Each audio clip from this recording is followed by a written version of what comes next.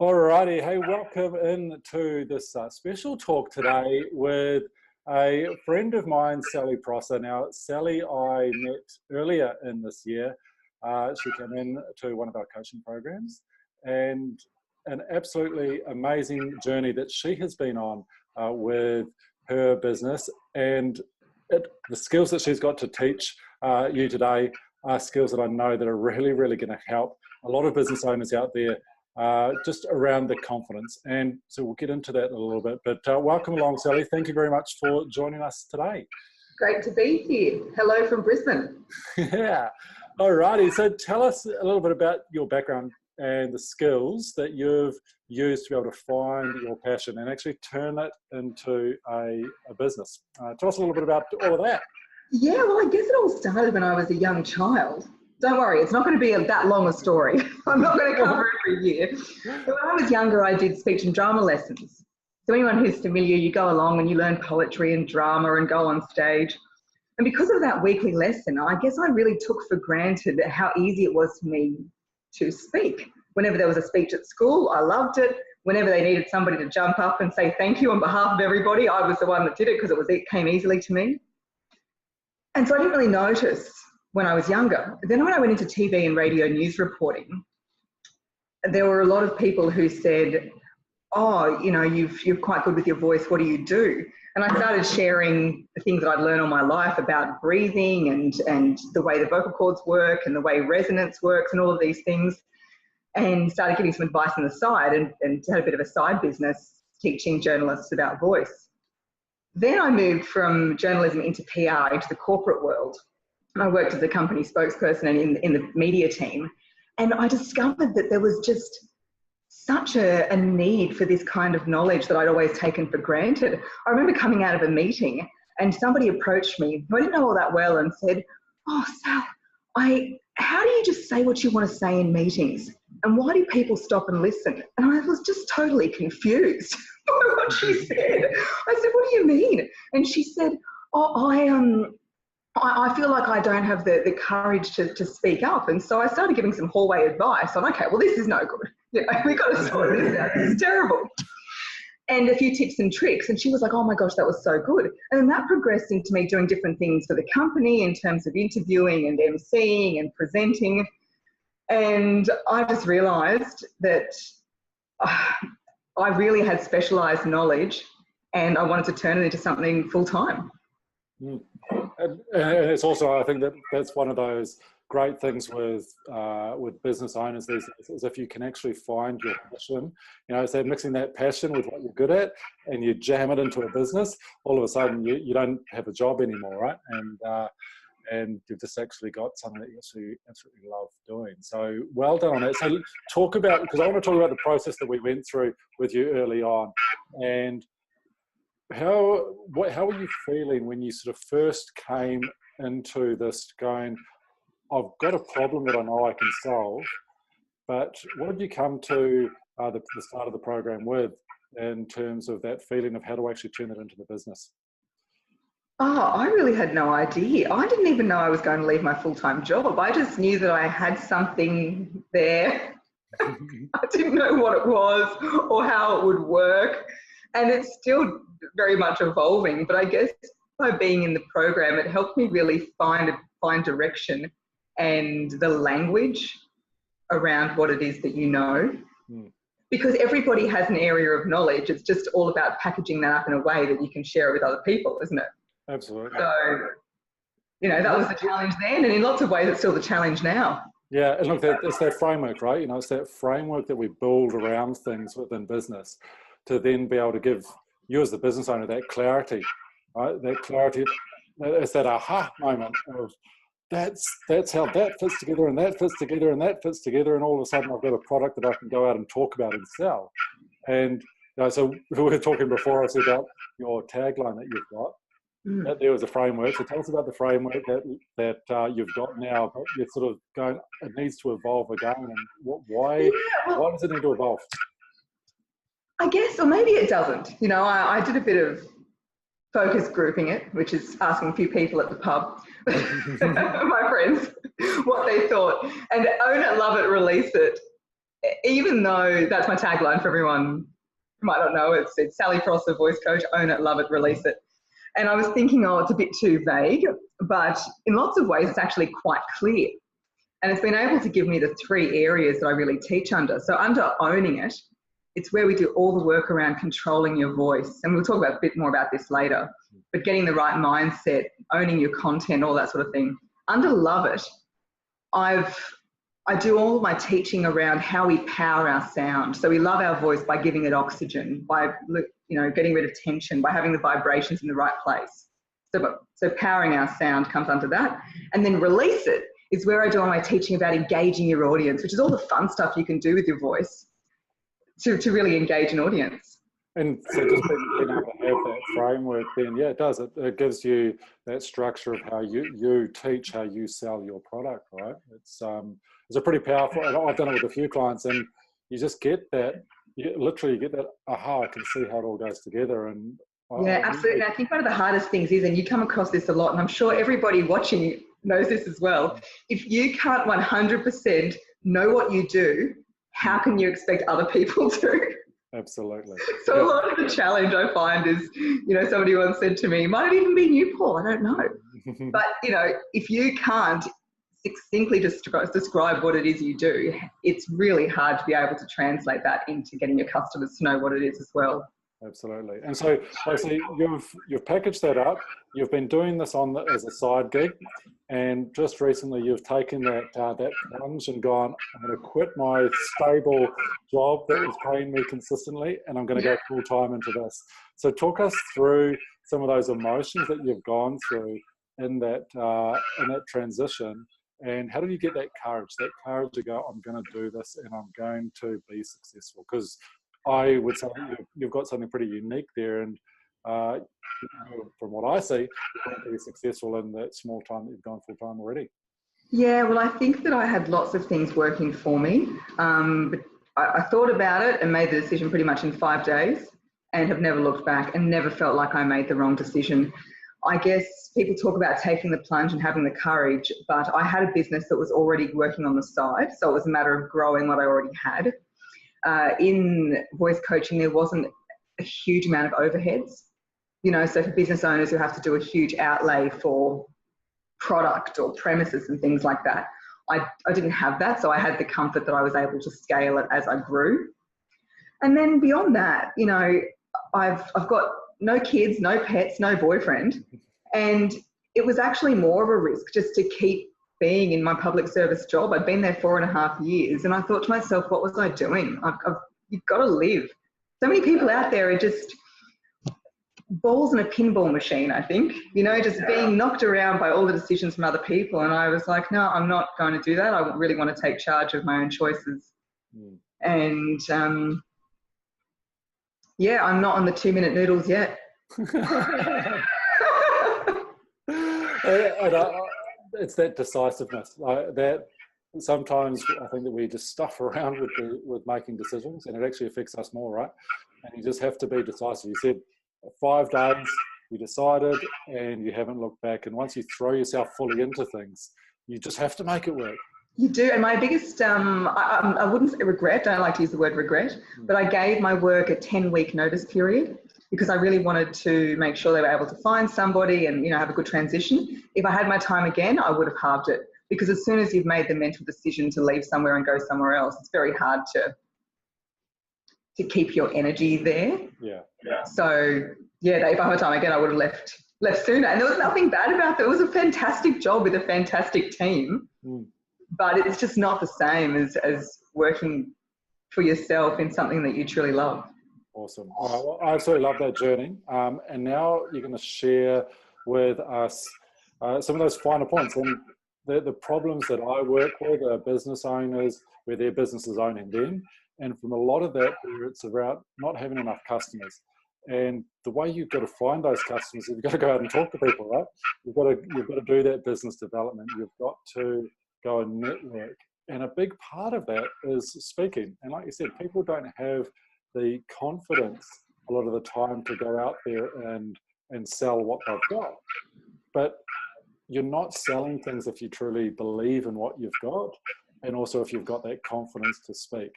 That's what I believe anyway. Yeah, picking up the phone is golden. You know, I work with a lot of young journos, and I'm sure a lot of business owners as well. You can send out lots of LinkedIn messages and lots of emails and everything, but nothing beats just phoning that number and getting someone on the phone. And I find a lot of my young students and a lot of business owners I've come across are afraid to do that. But you can't be, you know. You've got to, I think it really helps having the confidence to do that. And people on the other line, other end of that line, or people that you're standing in front of, they buy that confidence, right? If you're confident in what you're saying, you're going to get them on side. A lot of the time, you know, you think about people who spin a whole lot of BS, and people still buy into that because they're confident in spinning that. But you know, so it's their confidence that people buy a lot of the time. So how do I get confident as a business owner? How do I get confident with my own voice? Well, I guess I'm part of the confidence equation. I say if you imagine yourself as a website, I'm one of the plugins that you can get to be more confident. And what I'm all about is I believe you can be a lot more confident in using your voice if you understand your physical voice and you feel like you can control it. So would you like me to run through? I did make a couple of notes today of what I think are the three main things that business owners can do to sound more confident. Absolutely.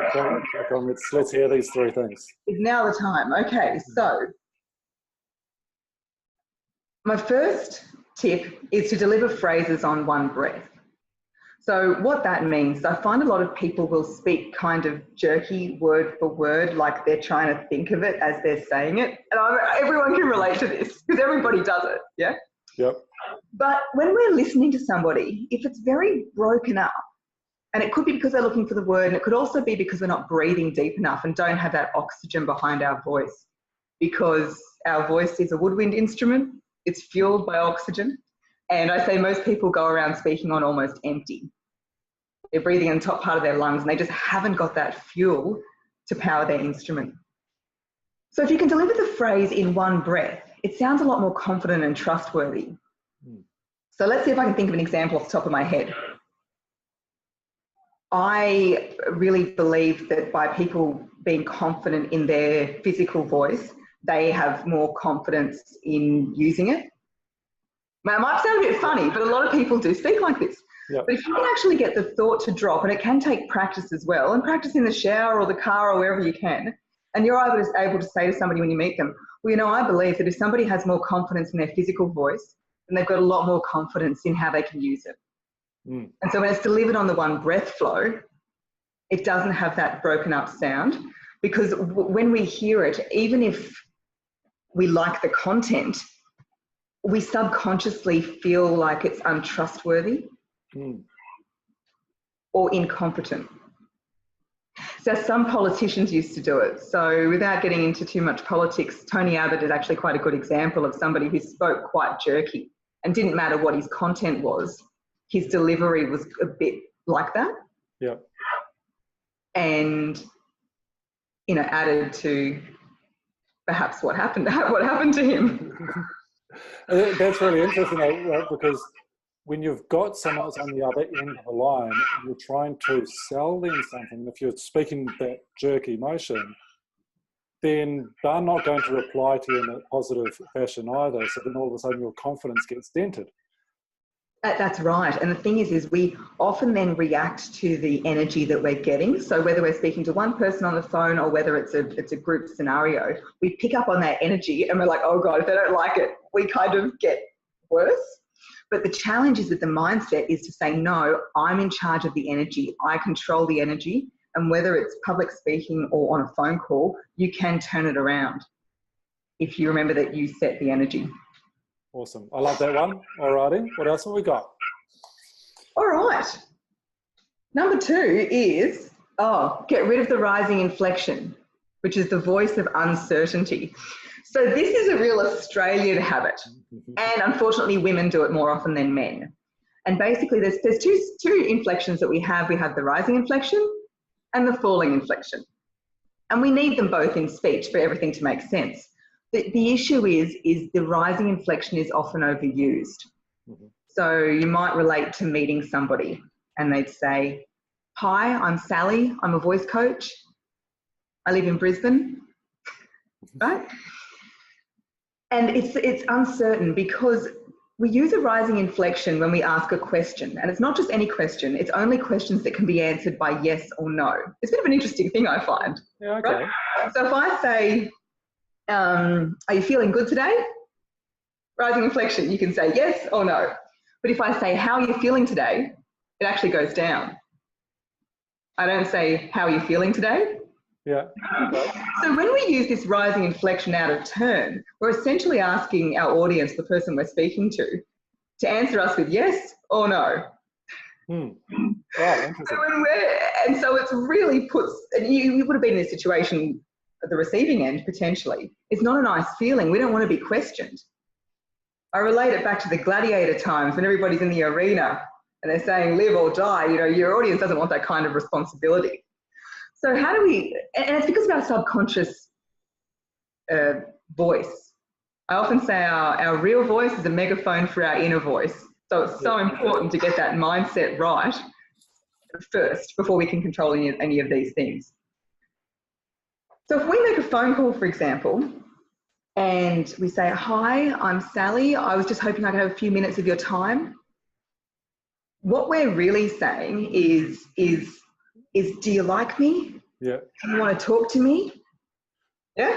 And so we're asking them to say yes or no. And it's just not, it's not certain. It doesn't give the other person a sense of, wow, they've got this. So just by turning the inflection around, you can still sound friendly. I had someone the other day saying, oh, I don't want to sound unfriendly. But listen, you can say, hi, I'm Sally. I'm a voice coach in Brisbane. I was wondering if I could have a few minutes of your time. Actually, that was a bad example because a few minutes of your time is a question that can be answered by yes or no. I was wondering if you wouldn't mind having a chat. You know, if by controlling the inflection and going down more than up, you convey that sense of certainty. It's a really hard one to be self-conscious of or to be aware of, right? I suppose that's just the way I've been brought up, and I can't even hear that myself, but now I'm more self-conscious of it. So how do you actually change that to be able to bring it out of it? Like, I've got the ums and the ahs, and how do I bring that out of my vocabulary? Yeah, so I guess that's what I do as a voice coach, is there's so much mystery around it. More people can tell you about their digestive system or their reproductive system than they can about the vocal system, you know? There's just so much mystery. And so what we work on is yes, this is how the breath works. This is how the mind works to control inflection and pitch and pace and all these other things. And you need to exercise it to actually control it. So a lot of my classes with inflection, we practice going up, going down, going down, going up. All of these things to actually have that control over the inflection, which can be hard when you're saying the opposite of what you're doing. You know, if I say this is a falling inflection, this is a rising inflection, and you're doing the opposite. But it's about strengthening that muscle memory and that mind to voice connection in order to get the outcome you want, because, you know, most people are so busy thinking about what to say. I say the how is completely on autopilot. Yeah. And I'm not, you know, autopilot might be working just fine, but it's not your best flying. It's not the best that you can do. And wouldn't you rather be in control if you can? Yeah. And like you say, it's another tool there that we should be plugging into our system of selling, or our system of talking and engaging with people. And our 7-year-old has got the school recorder at the moment. Oh my God! I think it's a tool for parents. Despair at home when you hear the screeching, but it's that thing of you've got to practice, right? It's just an instrument. Yeah, and like the thing that you can do, say for example, you're making a phone call, you can write it out before you do it. A little trick to keep the phrasing one go, you can just draw a big arch over all the words that you want to say in one breath. Yeah, okay. And you can do a little downward arrow on the falling inflection. You know, so giving yourself these mental cues. When I have speeches written out, they've got markings all over them, because I believe that having a speech or having a spoken word with no instructions, it's like giving song lyrics to a singer with no instructions for the melody and saying, sing this song. Yeah. You know, so we don't have to be flying blind. There's, you know, we definitely help ourselves with it. Mm. And do you find then that because I'm feeling it now, you've given these two tips so far, and I'm talking back to you and I'm going, what am I doing wrong? So how do you sort of get over that every day, so that you can practice it, but you don't become so self-conscious that you actually lose confidence and actually... Yeah, that's right. And I always say to my clients, it's not something to fix, it's an empowerment. A good voice doesn't come to you, it's released by you. Everybody has a great voice. It's just about being conscious and practice, and it's hard from just these 3 tips today to go away and put them into practice. Yeah. Because you do need to work on exercises in order to do it. But there is another quick tip with delivering phrases in one breath. I feel like a lot of people, myself included, we have our voice chasing our brain around the room. Does anyone relate to that, where you just keep talking and talking and you don't know where you're going, and then you come out with a half sentence? You lose your train of thought. Or like I was doing just before. It happens. Or it becomes quite choppy, And so a good way to think is, right, okay, it's okay for my brain to be in front, so the thought will drop first and then my voice will follow when it's good and ready. When we're pausing, we feel like it's 10 times longer than the other person. I call it the interstellar effect. If anyone's seen that movie where, 1 hour on one planet is a couple of years on Earth, that's what happens when we're pausing. And so when we're speaking, we just feel like we can't stop, because if we do, it just feels like forever. But it's not. We absolutely can take that time for the thought to drop and then deliver it in one go. Maybe Donald Trump should try a little bit more pauses rather than speaking before the thought has dropped, right? We won't go there. I don't think we can go there. I think it's, yeah, he's got bigger issues than his voice, I think. Let's just say that. So we've had a couple of tips. What's the third one that you got for us today? All right. My third one, actually, I've pretty much covered by talking about the other two. My third point was mindset. I talk about disengaging autopilot and engaging your audience. Feeling that confidence and turning words on their head. A lot of people will say to me, oh, I don't want to speak, or I don't want to make that phone call. In your mind, you need to say, what a fantastic opportunity. Isn't it fantastic I've got this chance to speak? Rather than I'm taking up someone's time, they don't like what I've got, or, I wish the ground would open up and swallow me. Instead of that, turn it around to, wow, I deserve this space. I deserve this person's time. And why? Because you have something valuable to say. I use another phrase, which is, you've been asked to speak for a reason. And this can still apply even if you're the one making the call or starting the conversation. And I pull out different words. So if we emphasize reason, there's a reason you've been asked to speak. And that reason is you've got something valuable. You've got a passion or a fantastic idea or a product, and don't forget that, it's valuable. And there's a reason you've been asked to speak. You're the expert. You're the best person to be talking about this product or whatever it is. I have some people who say before I do a presentation, they say, I don't know why me. And I say, well, I'm a great speaker. Why aren't I getting up talking about microbiology or something? It's obvious I'm not the expert. And the last thing is, there's a reason you've been asked to speak. There's so much more value that you can give somebody through the voice than you can through an email or a text or anything written. So rather than being afraid of using the voice, think of it as a great opportunity, because it really is the best communication tool. If you ask me, obviously, I'm a little bit biased there, but it can have such a greater impact. And so if you tell yourself all these things, and then, add a couple of little hacks. Like for me, I imagine I'm wearing the Victoria's Secret angel wings. Makes my shoulders go back so I can breathe properly. It feels like I can fly, and it feels like I look great. And it helps with that mindset of really creating presence. Because everybody has doubt, as you know. Everybody has that inner voice, and it's hard work to combat it. That resonates with me so much, because I think that there's only two things that people have got. People have either got a problem that they don't want, or there's something that they want that they haven't yet got. And as business owners, when we're doing our customer personas and working all of that out, we've got to figure out, how do we fit into that? What's the product that we've got, or the service that we've got, and what's the problem that we're helping people solve or that they want to achieve? And so once we figure that out, absolutely, when you get on that phone, you get that opportunity, you have to be standing in front of people saying, I've got a gift to give this audience. And that confidence is, yeah, absolutely agree with that. And I think about what my mum once said to me. She said, you can be the brightest, most crunchy apple in the box, but some people just don't like apples. Yeah. And so it's a good way to remember that you're not going to please everybody. Your product or your service isn't going to be for everybody.